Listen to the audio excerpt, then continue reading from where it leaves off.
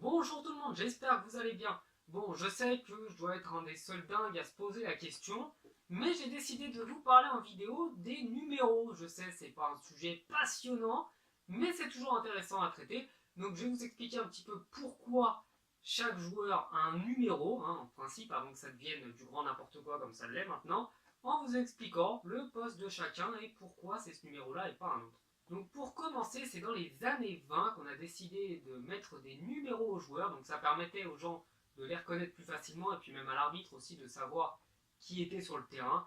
Donc voilà pour le petit point d'histoire. Et du coup, on a décidé que ce serait du numéro 1 jusqu'au 11 pour les titulaires, après du 11 jusqu'au 16 pour les remplaçants, en commençant bien entendu par le gardien et en finissant par les attaquants.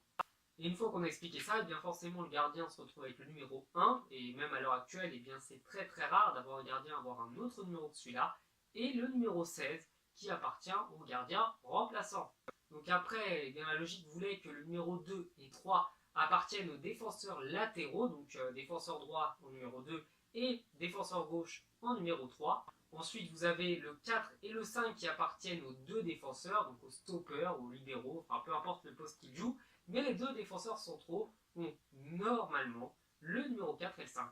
Après, le 6 et le 8 appartiennent au milieu défensif, aux relayeurs. Donc, pour vous situer le poste de relayeur, c'est un petit peu comme Matuidi, N'Golo Kanté, Verratti, etc.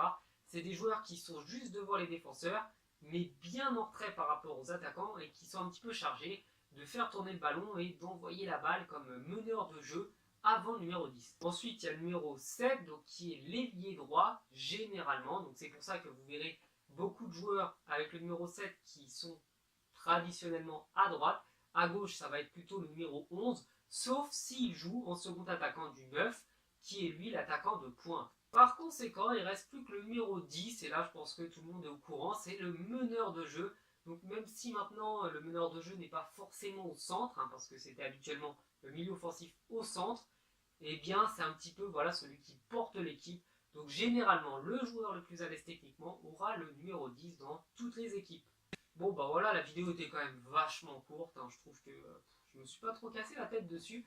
Donc j'espère quand même que ça vous aura plu, c'était le petit point informatif, voilà, histoire de sortir des vidéos et de faire des choses un petit peu différentes. Donc je pense que je vais vous sortir au moment où vous verrez cette vidéo, donc là on doit être le 13 décembre, donc je sais pas quand elle sortira. Donc je vais vous faire sûrement une grosse vidéo avec toutes les statistiques des numéros parce que il y a eu une enquête qui a été menée auprès de 12 000 joueurs et je l'ai trouvé vachement intéressant.